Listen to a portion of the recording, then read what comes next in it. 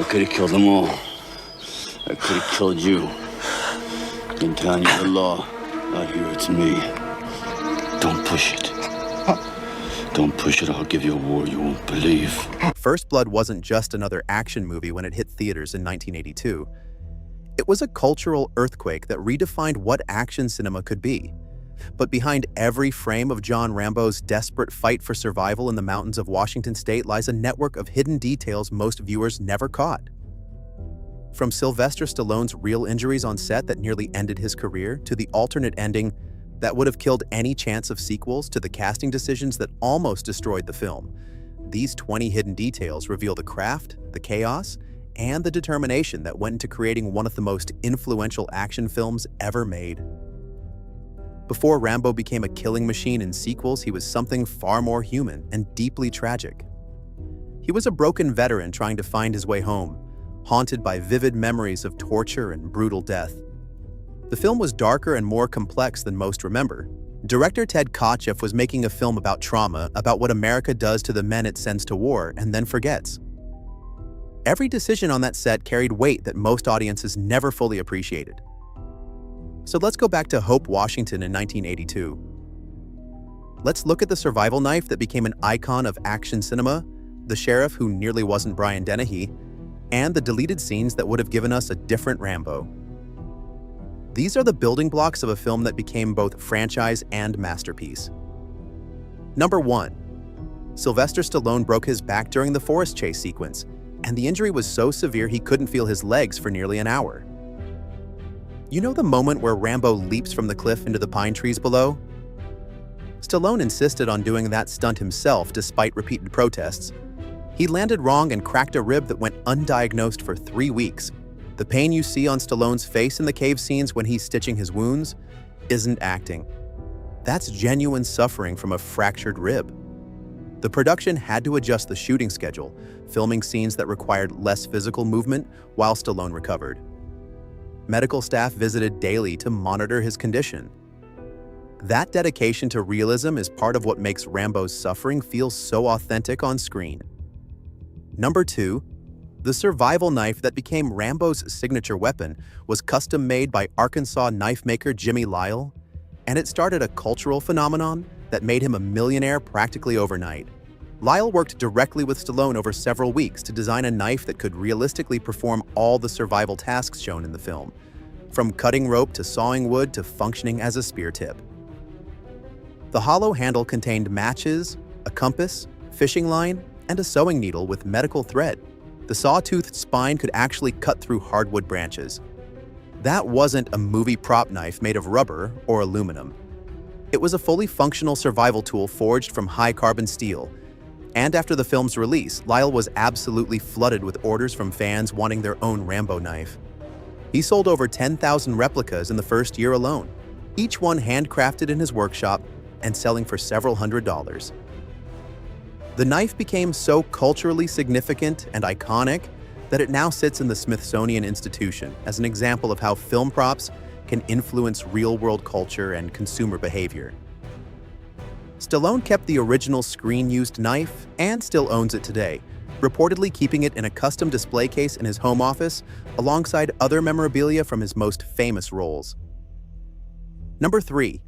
The town of Hope, Washington doesn't actually exist anywhere in the state of Washington. The entire film was shot in British Columbia, Canada, specifically in the small town of Hope, British Columbia, which shares the name but sits north of the border. Production chose the location because the Canadian forests and mountains provided the perfect dramatic backdrop for Rambo's guerrilla warfare tactics, with towering evergreens and rugged terrain that looked appropriately threatening and isolated. Filming in Canada was also significantly cheaper than shooting in Washington state, allowing the production to stretch its modest budget much further. The downtown scenes showing the police station, the main street where Rambo is arrested, and the various shops and buildings were all filmed on Wallace Street in Hope, British Columbia, and many of those buildings still stand today largely unchanged. The town has fully embraced its connection to the film, with tourists visiting year-round from all over the world to see the exact locations where Rambo was arrested, where he escaped from the police station through the skylight, and where the final confrontation with the National Guard took place.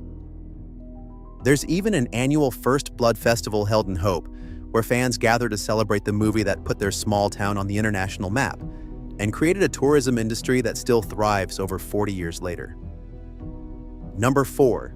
Kirk Douglas was originally cast as Colonel Trotman, and his sudden departure from the project nearly killed the entire production before filming even began. Douglas spent weeks preparing for the role, working directly with Stallone on developing the complex father-son relationship between Trotman and Rambo. But Douglas had one non-negotiable demand. He wanted the script to end with Trotman shooting Rambo in a mercy killing, staying true to the original novel by David Morrell, where Rambo dies at the end, shot by the man who trained him. Stallone and the producers absolutely refused, knowing that killing their protagonist would eliminate any possibility of sequels and commercial merchandising.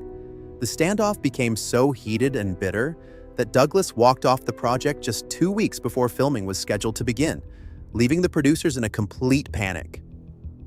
In desperation, they reached out to Richard Crenna, who had been their second choice all along, but who they'd passed over because Douglas was the bigger name. Crenna accepted immediately and brought a warmth and humanity to Trotman that Douglas, with his intensity and gravitas, likely wouldn't have provided. That fatherly quality in Crenna's performance, that genuine concern and love for Rambo's well-being, became the emotional anchor of the entire film. Douglas later admitted in multiple interviews over the years that walking away from First Blood was one of his biggest career regrets, watching the film become a massive success and spawn a franchise. Number 5. The police station escape scene required 14 separate takes over 2 full days of filming and left Stallone covered in real cuts, bruises, and lacerations. When Rambo breaks free from the officers trying to forcibly shave him, smashing through windows and fighting his way out onto the street in a frenzy of violence, that wasn't carefully choreographed Hollywood action filmed with breakaway glass. Stallone insisted on using real glass for the window breaks to make the escape feel visceral, dangerous, and absolutely chaotic. During take 7, a large shard sliced his hand deep enough to require 12 stitches, but he refused to stop filming or even pause to have it properly treated. The blood you see on his arm and hand in several shots during the escape isn't makeup or corn syrup. That's Stallone's actual blood from the glass cuts, dripping down his skin while he fought through the pain to finish the sequence. The production's insurance company nearly shut down filming entirely when they found out about the real glass being used, threatening to pull coverage and leave the production financially exposed. But Stallone personally convinced them to let him finish the sequence, promising to take full responsibility for any further injuries. The intensity and chaos of that escape, the sheer animalistic desperation in Rambo's eyes as he fights for freedom, came directly from the very real danger Stallone put himself through. Number 6. Brian Dennehy almost turned down the role of Sheriff Teasle because he was tired of being typecast as villains and bullies. Dennehy had recently been stuck playing antagonist roles in multiple films and television shows and was actively looking for more sympathetic, nuanced characters that would show his range as an actor. But director Ted Kotcheff convinced him by explaining that Teasle wasn't a villain at all in the traditional sense. He was a man doing his job the way he understood it, protecting his town from what he legitimately perceived as a threat to public safety. Kotcheff told Dennehy to play Teasle as the hero of his own story, a dedicated sheriff who genuinely believes he's completely in the right and doing what any responsible law enforcement officer would do. That perspective completely transformed the character from a one-dimensional bully into a complex man whose pride, stubbornness, and wounded ego blind him to the humanity of the drifter he's persecuting. Dennehy brought layers to Teasle that the script alone didn't provide, creating one of action cinema's most compelling antagonists precisely because he never saw himself as the bad guy. Number 7. The original ending had Rambo committing suicide in front of Trotman inside the police station, and test audiences absolutely hated it with a passion. In the first cut screened for test audiences, after Rambo's emotional breakdown and confession about his dead friends, he picks up Trotman's pistol from the desk and shoots himself in the stomach, dying slowly in his mentor's arms while apologizing for becoming the monster everyone feared. The test screening audience responded so negatively, with people actually walking out before the credits finished rolling, that the producers knew they had to change it immediately. Audiences had spent 90 minutes rooting for this broken veteran to survive against impossible odds, and watching him die by his own hand felt like a complete betrayal of everything they'd invested emotionally. The new ending, where Troutman talks Rambo down from his rage and leads him out of the police station in handcuffs toward an uncertain future, provided closure without tragedy and hope without dishonesty. Stallone fought extremely hard for the suicide ending, believing it was more honest to the character and more powerful as a statement about what war does to soldiers. But he eventually conceded that the theatrical ending worked better for the story they had actually told on screen. Number 8. The rainstorm during the final confrontation wasn't in the script, wasn't planned, and wasn't created by the special effects department. It showed up naturally during filming, and Kachev made the gutsy decision to keep shooting instead of waiting it out. When Rambo emerges from the burning police station to face the National Guard troops in the town square, the torrential downpour wasn't created by rain machines or special effects trickery.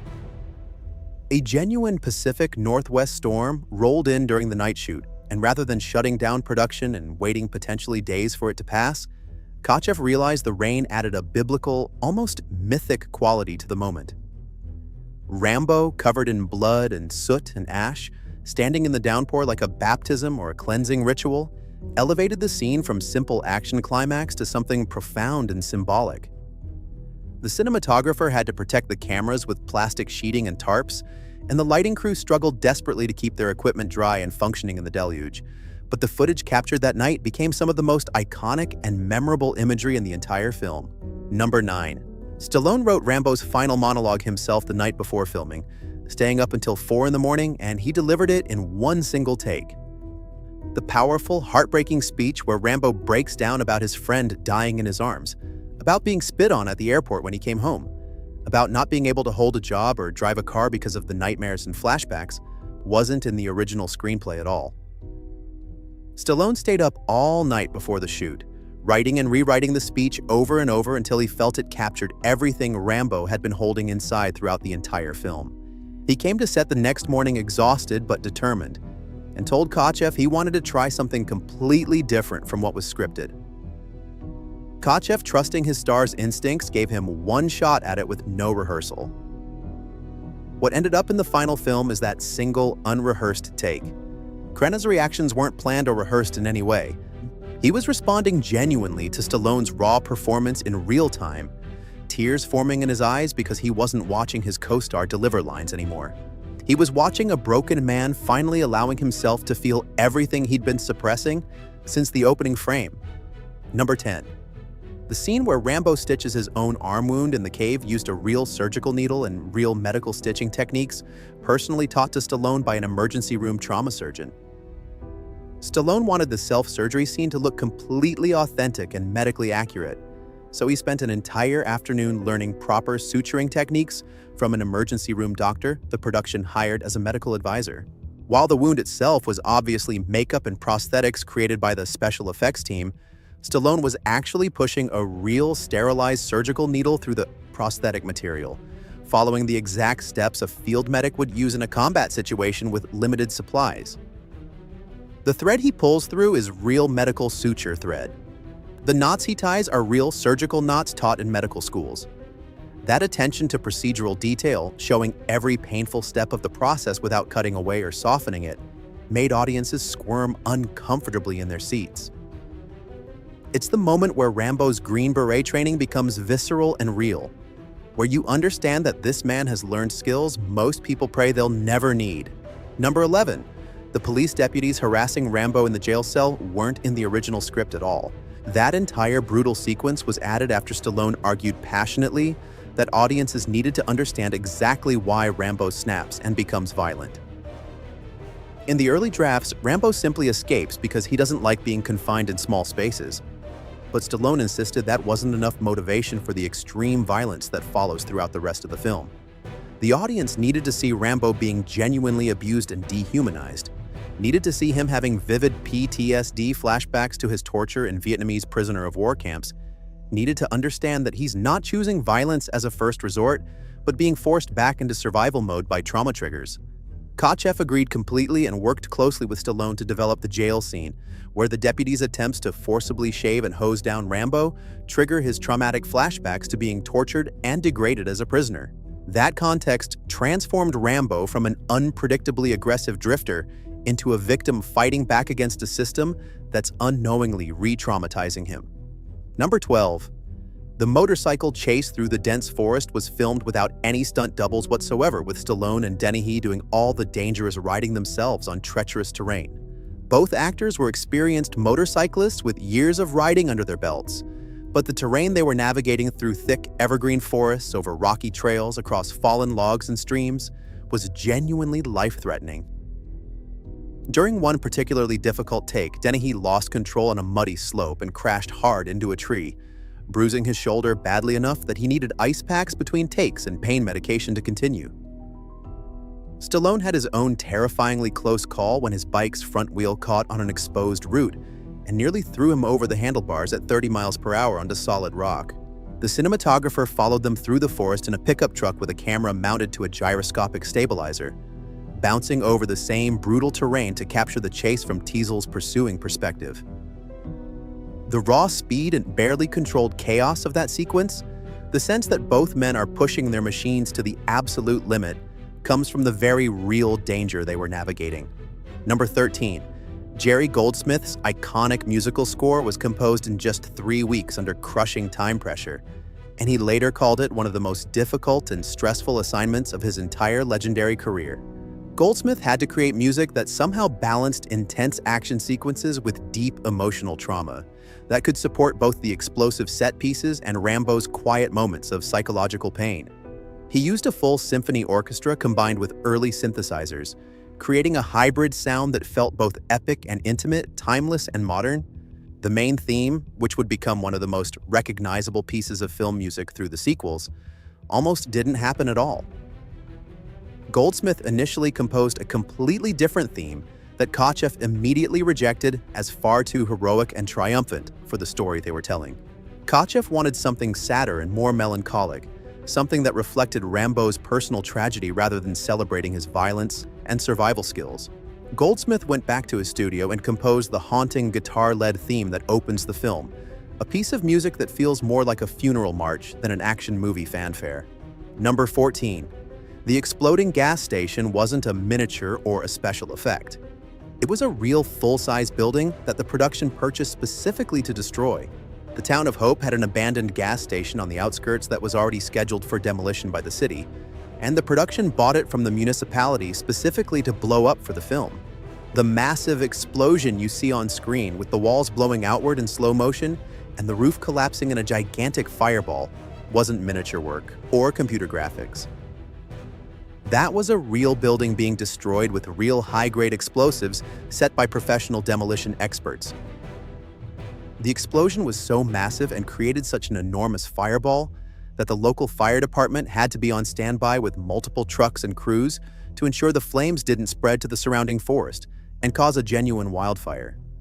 They got the shot in one single take because they only had one building to destroy, and the pressure on the effects team to get everything perfect was absolutely immense. Number 15. David Caruso has a small but noticeable role as one of the deputies, years before his fame on NYPD Blue and CSI Miami made him a household name. He appears in several scenes as Deputy Mitch, one of the younger officers pursuing Rambo through the forest during the manhunt. Caruso was a complete unknown at the time, a struggling New York theater actor who took the small role just to get professional experience on a major film set. He later said in interviews that watching Stallone's total physical and emotional commitment to the role, his willingness to genuinely hurt himself for authenticity, taught him more about the craft of film acting than any class, workshop, or theater production ever did. You can spot him most clearly in the scene where the deputies are organizing the forest manhunt with maps and radios, and again during the National Guard mobilization sequence. Number 16. The forest hunt sequence was filmed over 6 grueling weeks in genuinely remote wilderness areas, and the entire cast and crew stayed in a primitive logging camp miles from civilization. Production set up a massive base camp deep in the Canadian wilderness, bringing in portable housing units and full catering facilities because the nearest town was over an hour away on dangerous logging roads. The isolation was completely deliberate. Kachev wanted his actors and crew to feel the same remoteness and vulnerability that their characters were experiencing on screen. Stallone lived in a small, isolated cabin on the very edge of the camp, often staying completely in character between takes, speaking to almost no one except when absolutely necessary for the work. That intense method approach helped him maintain Rambo's isolated, hunted mindset throughout the entire forest sequence. The crew dealt with black bears wandering directly into camp, torrential rains that turned the logging roads to impassable mud, and nighttime temperatures that dropped near freezing. Number 17. The booby traps Rambo sets throughout the forest were designed by actual military advisors with real special forces combat experience in Vietnam. The production hired multiple Green Beret veterans to ensure that Rambo's guerrilla tactics were completely authentic and that the traps he constructs could actually function in a real combat situation. The punji stick trap that severely wounds Deputy Galt, the snare that catches Deputy Ward by the leg and leaves him hanging, the deadfall log that nearly crushes the National Guard troops, all of these were real survival warfare techniques taught in actual special forces training programs. The advisors showed Stallone and Kachev exactly how to construct each trap, explaining the physics and the psychology behind effective guerrilla tactics. That commitment to complete authenticity meant that combat veterans watching the film recognized the techniques immediately and respected how accurately they were portrayed on screen. Number 18. The helicopter crash was achieved with a dangerous combination of a real helicopter, flying at extremely low altitude, and a detailed miniature for the actual crash sequence. The shots of the helicopter pursuing Rambo through the narrow forest canyons were filmed with a real experienced pilot navigating between rock walls with only a few feet of clearance on either side. The pilot, a veteran of dangerous aerial filming work, later admitted it was one of the most dangerous and stressful flying assignments he'd ever accepted in his career.